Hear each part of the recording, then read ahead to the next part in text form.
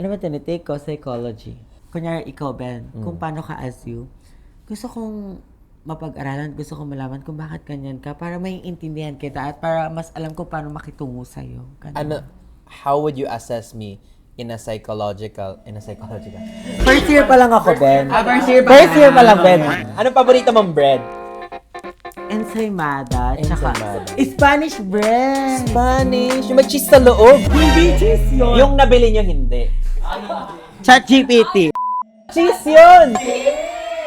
Is this Spanish bread cheesy?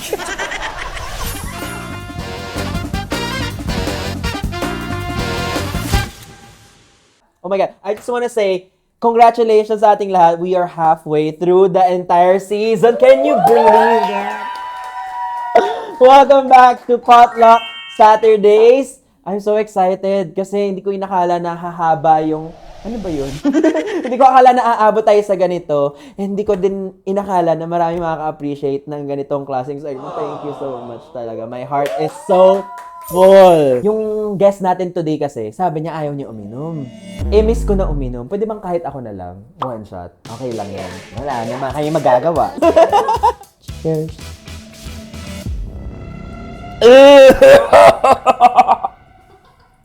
Our guest for today is Aura Briguela and I am so happy. Alam mo, nakilala ko siya through Riva. Pero later on, baka may iba pa siyang memories. Kasi nung nagkakilala kami, medyo gumagano yung utak ko nun eh. Pero we have changed already. Ngayon, nakita ko yung growth niya and sabi ko sa kanya, pwede bang mag-hangout tayo today, magdala ka ng food, we just bond together, and I wanna know more about you, diba? Kasi lagi natin siya nakikita na kuwela-kuwela siya, pero sa totoo lang, sobrang bait na tao niyan. Sobrang sweet. Totoo yan, hindi lang halata. Mukha lang siyang war freak. Online kasi, para siyang like the personality is so strong na wala kang makikitang anything soft sa kanya. Pero sa totoo lang, ang kanyang puso, very soft. Tapos napakaganda, napaka-cute, di ba? Napaka-charismatic. Ang sabi ko nga, since ayaw niya ng alcohol, I'll prepare something na, tropical vibe. Kasi mahilig siya mag-vacation, mahilig siya mag-beach. I'm gonna prepare pineapple fizz. Pineapple juice. Pineapple. Lemon. Ano yung first impression nyo kay Aura? First na nakita ko siya, nung hindi ko pa siya kilala personally, nung bata siya, Mali. Hindi ko kaya talaga. Siya lang nagkakagawa talaga. She a legend. That was very iconic. From that moment until now, ibang-iba talaga siya. Parang ang sarap nito.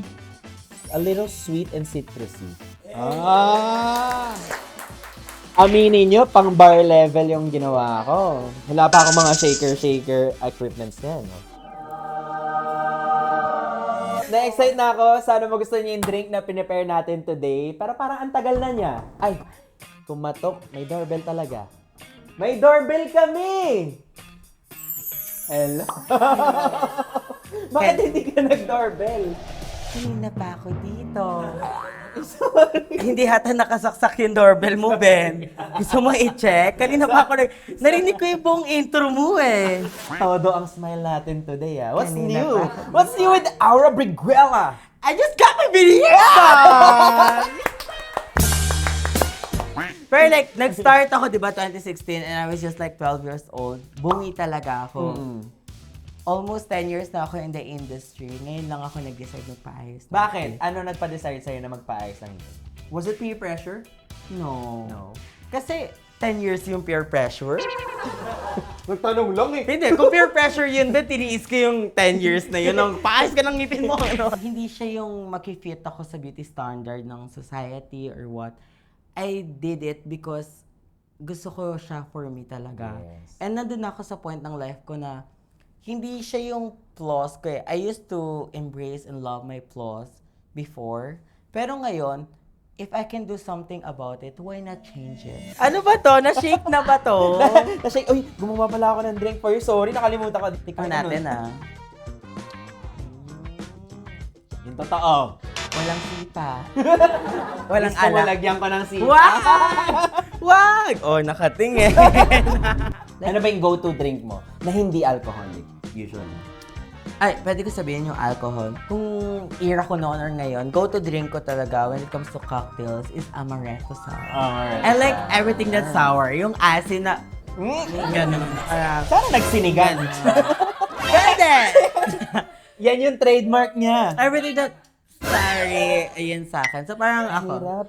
kunyari, yung... Kunyari, ano yan? Tapos yung isang mata mo, kasi smile mo. Nanginginig yung lobby ko.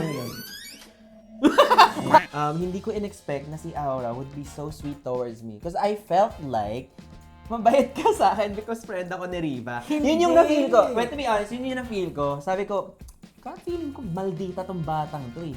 Pero nung kinausap niya ako, ang bait. Gusto mo sabihin ko sa'yo kung bakit? Bakit? Tumukha mo kasi yung ex ko. Hoy! Yung first love ko. Wala, totoo nga. Sinabi. Alam mo, sobrang curious ako. For you, is it okay when people ask you yung pronouns mo? For me, pag tinanong ako, mas ma-appreciate ko yon kaysa ma-misgendered or mas Yes. ma-mispronounce nila ako.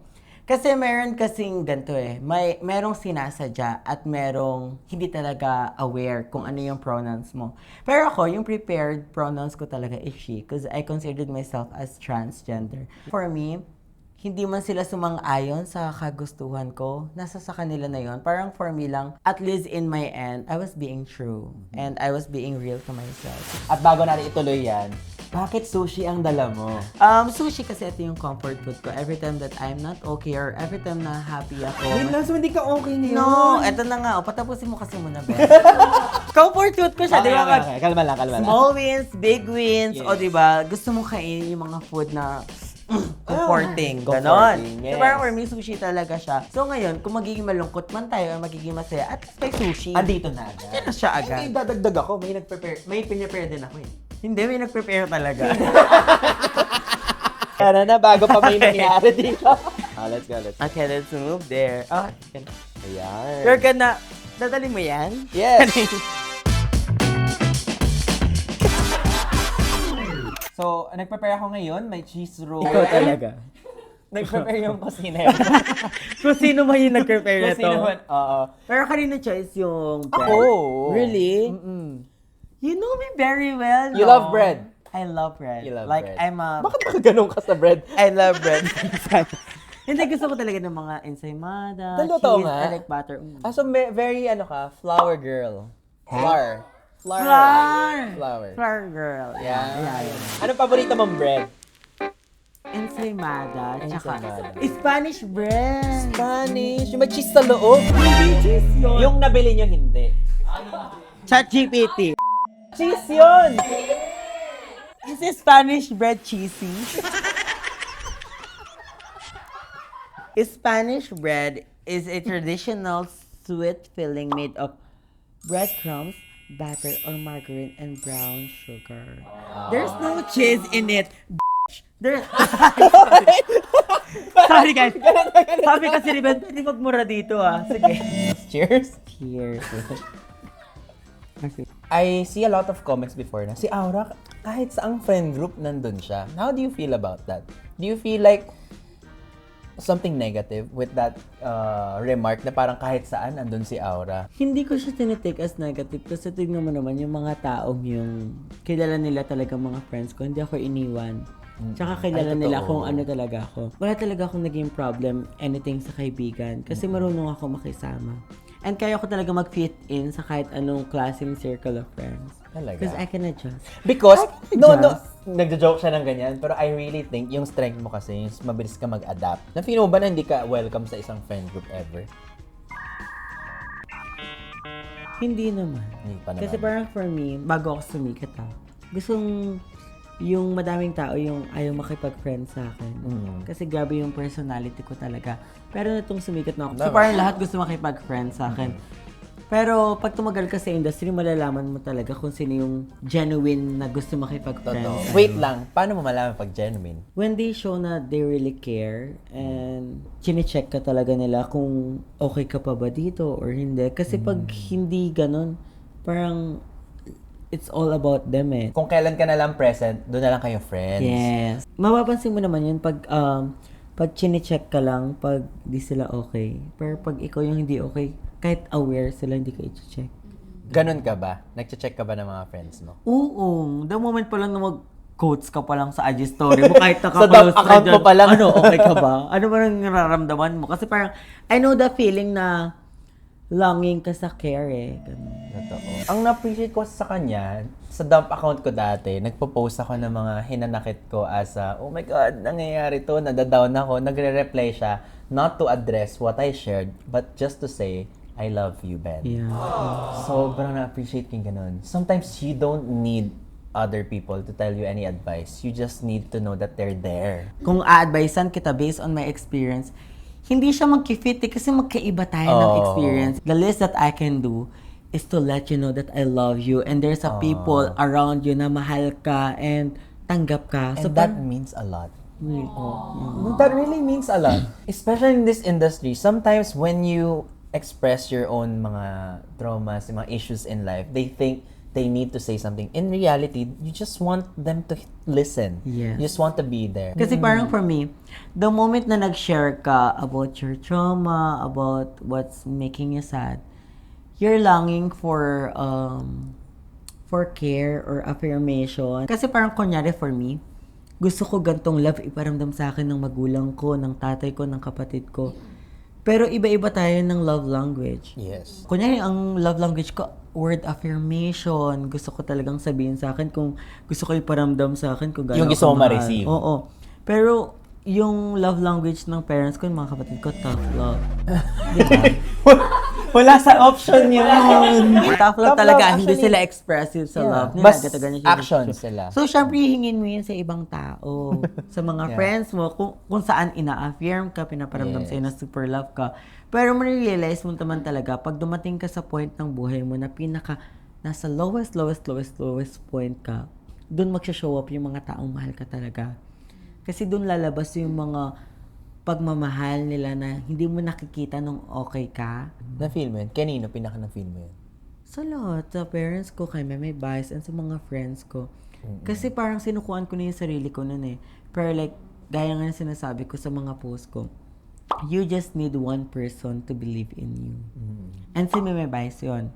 Kasi nga, alam ko naman na naniniwala at mahal ako ng pamilya ko at ng mga kapatid ko at nung anything about my family, alam kong mahal nila ako. It's just that hindi ko nare-receive yung love na gusto ko sa kanila, which is yung word affirmation. Eh si Mime, very vocal siya about it. Talaga? Na parang, the moment na nangyari yung pinaka-pagkakamaling bagay sa buhay ko, pinaka-lowest point or regretful things na nangyari sa akin, she was there and yung sinabi niya talaga sa akin na hindi kita iiwan forever. Tapos parang, ito yung, as in talaga, yung pinaka hindi ko talaga makakalimutang praise sa kanya is, ito yung times na magkapakananay ako sa'yo at hindi ako papayag na hindi kita may ibabangon sa pagkadapa mo. I'm curious kasi never ako napunta dun sa position na binabaril ako ng mga tao tuloy-tuloy. And to be in that position and still be tough as you are right now is very admirable. Pero, paano minsan sasabihin sa isang tao na, let's say, how do you tell your 20-year-old self na makakabangon ka? Na face lang yan ng life mo? Ako kasi, nakabangon ako nung inalam ko talaga yung pagkakamali ko. Acknowledgement. Kailangan may acknowledge talaga kung saan ka nagkamali, saan ka nagkulang. And pag nag-take ka ng accountability doon ka makakabangon. Basically, no, lagi siyang starts from within. Kasi kung wala kang willingness na aminin isang bagay, paano mo maagapan, di ba? Kasi ang hirap bumawi sa bagay na hindi mo alam. Kailangan mong malaman yung pinaka-root kung saan ka babawi. Which is for me, sa sarili ko, kasi ang dami kong naging desisyon noon sa buhay na hindi nakabuti para sa akin. And pagkatapos sa sarili ko, sa family ko, sa magulang ko. Very ka ba? Family person. I am willing to do everything for my family. Ganun. Yes. And I'm doing everything for them. To make them proud, to make them... Tingin mo proud sila? Yun nga yung problema kasi noon, hindi sila showy and hindi sila very, alam mo yun, expressive. Pero ngayon, alam kong proud sila. Kasi ang gusto lang naman talaga nila makabalik ako sa pag-aaral. And etong graduate ako ng senior Oh high my school. God, yes. Lahat sila nag-show up. Tapos nung nag-show up sila, sinasabi talaga nila sa akin kung gano'n sila ka-proud. Pero may mga taong nakikita ka na ang dami mo naman projects, nasa showbiz ka na, ba't kailangan mo pang tapusin yung pag-aaral mo? What do you say about that? Actually, ako nung nag-start ako mag-artista, ang gusto ko talaga is pagsabayin yung pag-aartista and yung pag-aaral ko. Bago mag-pandemic, pinagsasabay ko yun. Never ako nag-stop mag-aral kahit nag-aartista ako. It's just that pandemic happened. Tapos, hindi talaga ako pang online school. Kasi ang daming distraction, ang daming, nawawala ako sa focus. So, I stopped yung pandemic. After pandemic, hindi naman peak ng career ko, pero tuloy-tuloy yung about sa social media projects ko. So, hindi ako nakabalik ng school. Paano ka nakabalik? Bumalik ako sa pag-aaral nung chinek ako ni Meme na parang, how are you? Anong pinagkakabisihan mo? She always check on me. Tapos doon niya sinabi na parang, how about your school?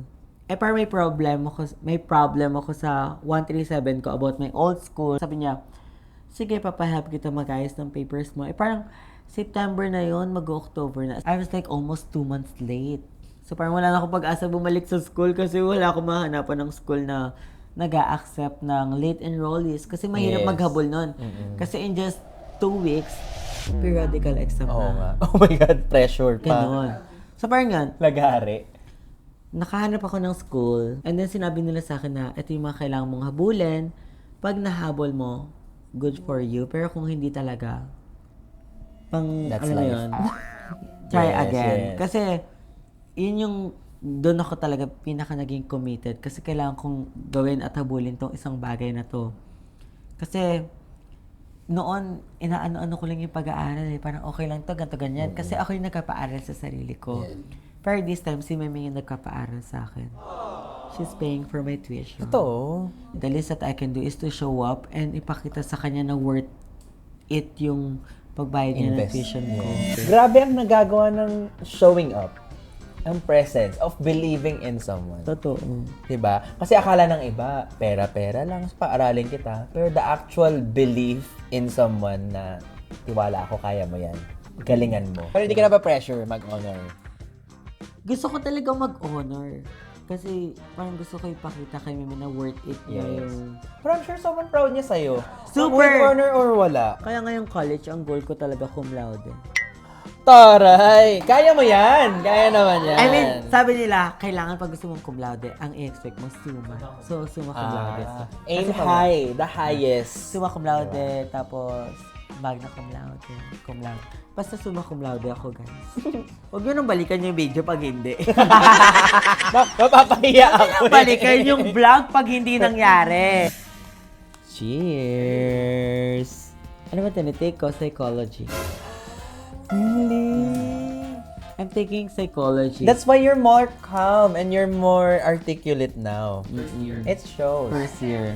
Parang Pero therapy biglaan session. yun ah. Kasi yung first choice ko talaga is mass communication. Para connected sa career ko. Oh. Pero like kasi, di ba, almost 10 years or almost a decade na ako sa industry. So parang super aware ko na sa lahat. So why not take something na interested talaga Yes. ako, which is in psychology. Gusto ko talaga malaman kung bakit yung isang tao nag-react on the certain way. Kung paano sila mag-react. Kung paano sila alam mo, makitungo sa tao, ganito, ganyan. And para lumawak yung emotional intelligence ko. Kunyari, ikaw, Ben, kung paano ka as you, gusto kong mapag-aralan, gusto kong malaman kung bakit ganyan ka para may intindihan kita at para mas alam ko paano makitungo sa'yo. Ganun. How would you assess me in a psychological? First year pa lang ako, Ben.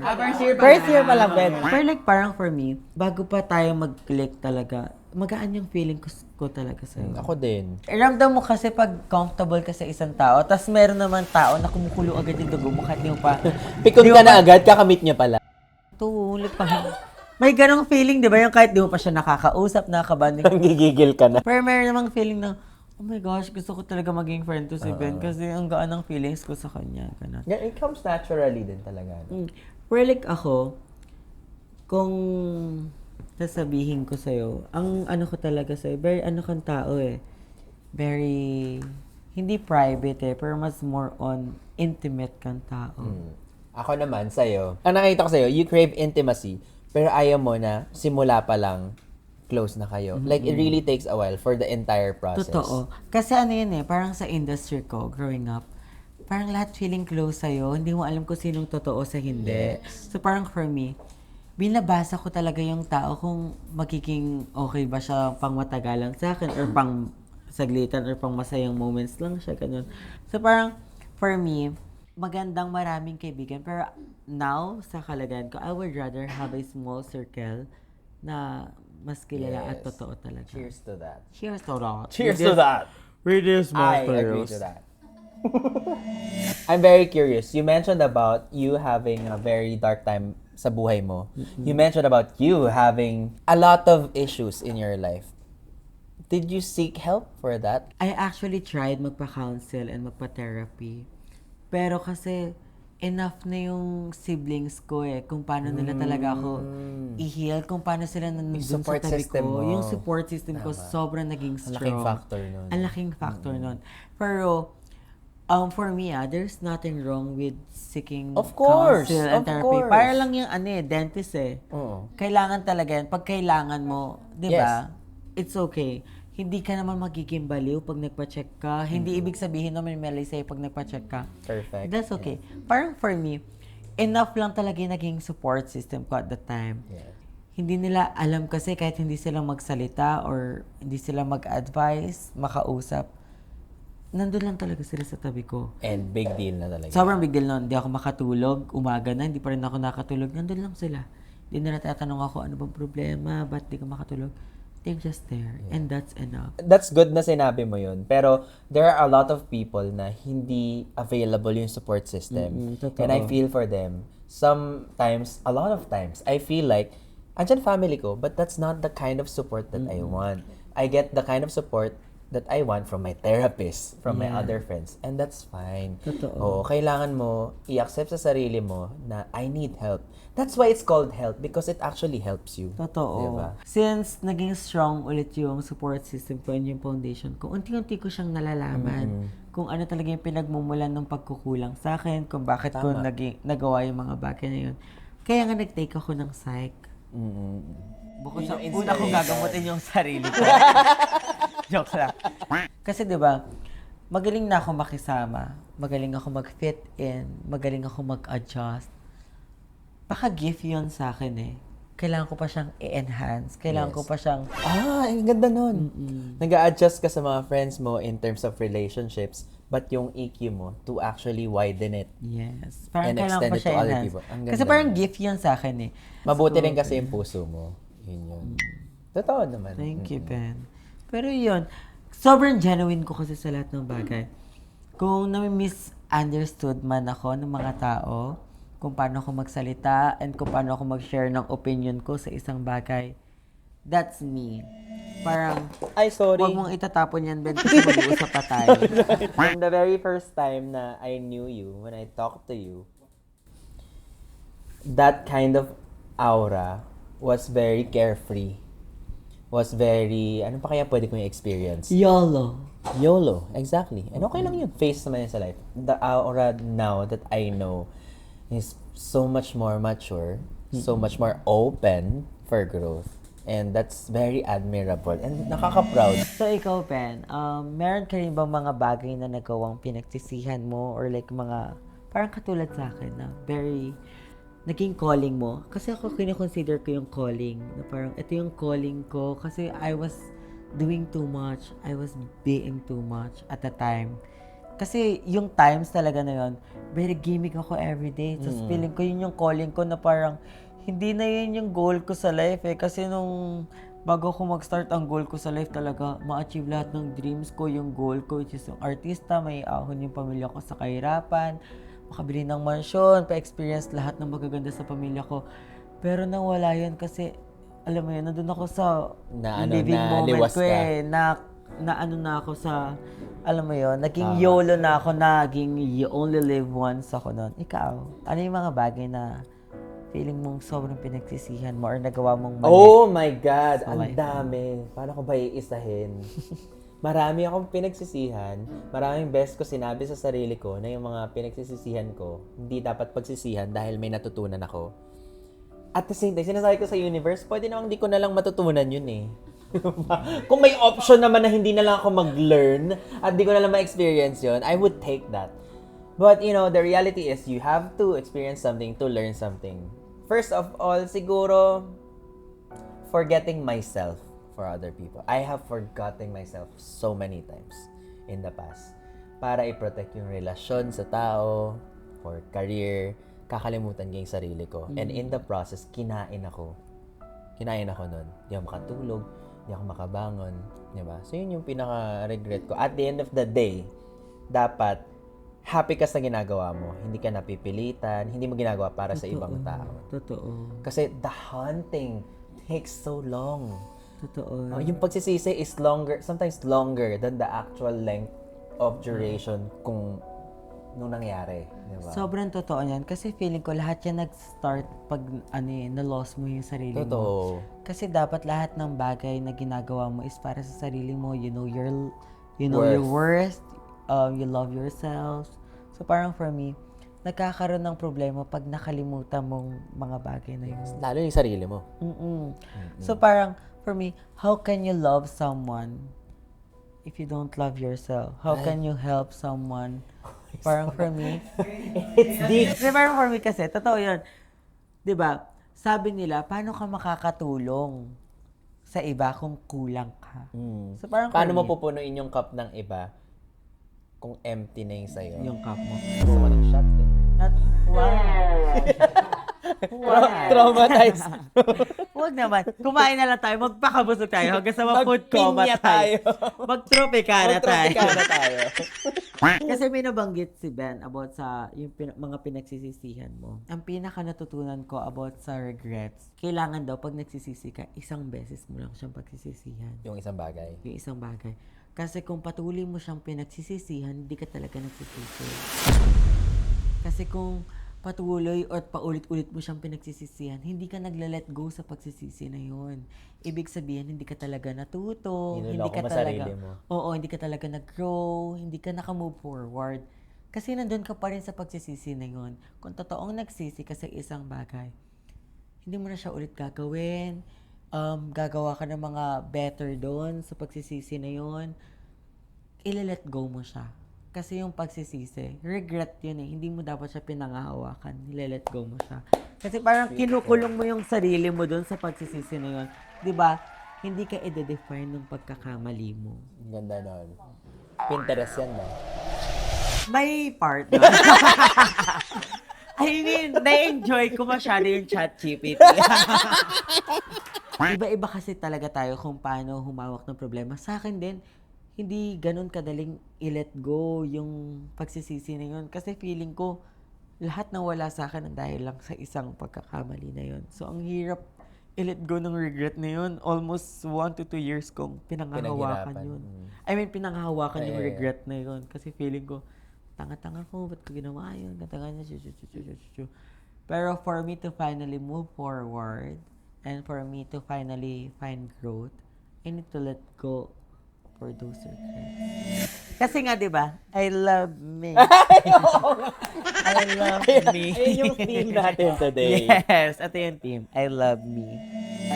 Sobrang happy ko to witness this side of you. It only goes to show na despite yung mga pinagdaanan mo, kahit gaano man yung kahirap, kahit during that time, feeling mo, black hole, dead end, wala na, patapon na lahat, you can still get back up.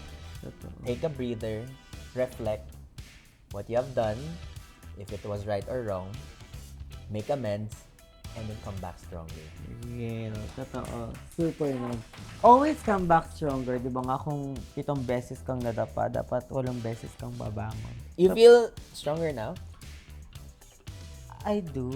Ang tagal nung isip. Strong naman na ako noon. And parang feeling ko yung pagiging strong ko at that certain age, enough na yon. Pero ngayon na nasa age ko ngayon, parang feeling ko naman, Ilan taon ka na? 21. Oh my God! Oh my God! You're so young, but the maturity is so different from the moment I met you before. Diba sabi nga nila, hindi naman sa mas okay, pero mas okay na yung napagdaanan ko yung mga ganong bagay sa sobrang murang edad para hindi ko na siya magawa sa mas matanda In a way, ako. thankful ka na nangyari lahat ng bagay. Hindi na thankful. Kasi ang hirap maging thankful dun din. Meron siyang reason kung bakit siya nangyari ng mas maaga. Para i-prepare niya It ako was a ng mas learning maaga. experience. Yeah. Para mas ma-prepare niya ako ng mas maaga growing up. Yes. One final message to all the people who experience the same or to all those people who are stuck in the situation you experienced before. Ako parang for me, yung advice ko lang talaga sa mga taong naka-experience or makaka-experience sa mga pinagdaanan ko is to learn to love yourself. Pag mahal mo talaga yung sarili mo, gagawin mo ang lahat para sa ikabubuti mo. So parang for me, pag natutunan nyo mahalin yung sarili nyo, sobrang dali na lang gawin ng mga bagay-bagay. Sobrang dali magmahal ng iba, sobrang daling maging nandun para sa ibang tao. Tapos, parang for me, huwag ka talagang susuko agad-agad kasi parang walang problemang hindi nasusolusyonan. Ay, ang Walang ganda problemang nun. hindi natatapos. This too shall pass. So parang for me, maging strong ka lang talaga and pilitin mong kayanin sa isang araw na maitawid yung isang araw. So kung sabihin sa kanila, hindi ikaw yung mali. Mali yung ginawa mo, Mali pero yung sitwasyon wala yung na mali nangyari. sa'yo. So parang for me, may tatama mo naman yun may tatama yung mga pagkakamali mo. And always, give another chance to yourself. Lagi. Kasi hindi naman dapat agad-agad perfect. too harsh Hindi on agad-agad. yourself. Oo, don't be Yes. too harsh to yourself. So yun lang. Huwag ka basta-bastang susuko. Mahirap man yan sa ngayon, pero hindi mo alam mag-aano yan kinabukasan. Kasi hindi ko rin naman in-expect na darating ako sa point ng life ko na lahat ng bigat ng pinagdaanan ko magiging magaan ngayon. Hindi pa man siya totally ganun kagaan, pero alam Papunta mo na yun, siya doon. papunta na siya doon. Kasi,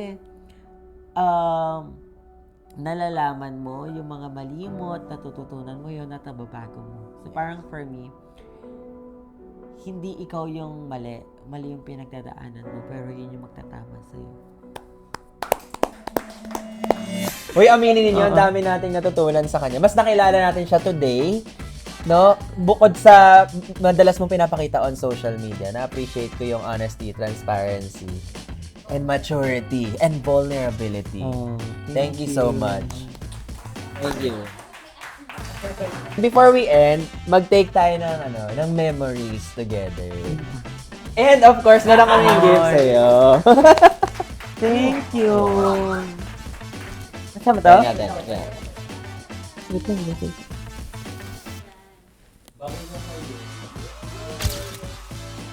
Ay, ito mo naka-aura? Sige. Sana nag-enjoy kayo today at mas nakilala nyo si Aura. Thank you for watching another episode of Potluck Saturdays with Ben!